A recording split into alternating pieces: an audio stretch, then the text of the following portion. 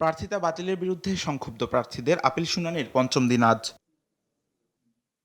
অন্যান্য দিনের মতো বুধবার সকাল 10টা থেকে রাজধানীর আগারগাঁওয়ে নির্বাচন কমিশন ভবনের সম্মেলন কক্ষে প্রার্থীদের উপস্থিতিতে এই শুনানি শুরু হয়। গণমাধ্যমে কথা বলেন প্রার্থীরা। তারা বলেন, নির্বাচনে স্বতন্ত্র প্রার্থীর ক্ষেত্রে সংশ্লিষ্ট নির্বাচনী এলাকার 1% ভোটারের সমর্থন সংবলিত স্বাক্ষরযুক্ত তালিকা মনোনয়নপত্রের সঙ্গে যুক্ত করার বিধানই তাদের বিপাকে ফেলেছে, যা ভোটের আগে ভোটারদের মধ্যে অনিশ্চয়তা তৈরি করেছে। এই নিয়ম বাতিলের দাবি জানান তারা। 2018 সে মনোনয়ন নির্বাচন করেছিলাম। 1 ঘন্টার ব্যবধানে আমি তখন 70,000-এর উপরে ভোট পেয়েছিলাম। এবার আমার মনোনয়ন কিশোরগঞ্জ রিটার্নিং অফিসার বাতিল করে দিয়েছে। যে সকল কারণ বাতিল করে দিয়েছে আমার বিজ্ঞ আইনজীবী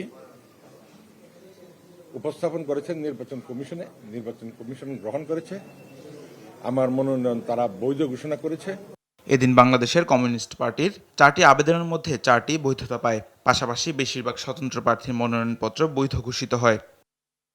মবের কারণে নির্বাচনী মাঠে লেভেল প্লেয়িং ফিল্ড নষ্টের অভিযোগ তোলেন জাতীয় পার্টির একাংশের অতিরিক্ত মহাসচিব রেজাউল করিম ভূঁইয়া।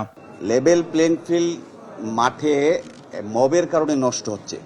আপনারা দেখবেন যে যখন জমা দিতে গেল প্রার্থীরা, তখন কিন্তু বিভিন্ন জায়গার মধ্যে আমাদের প্রার্থীরা যখন গেল তখন বলা হলো যে ওদেরকে নেওয়া হয়ে যাবে না, বিভিন্নভাবে মব সৃষ্টি করা হলো, যার কারণে এই ভুলগুলা রিটার্নিং কর্মকর্তা ওইভাবে পরীক্ষা করতে পারে নাই। বুধবার 281 সিরিয়াল থেকে শুরু করে 380 পর্যন্ত আবেদনের শুনানি অনুষ্ঠিত হবে। তামিম মাহবুব, দেশ টিভি, ঢাকা।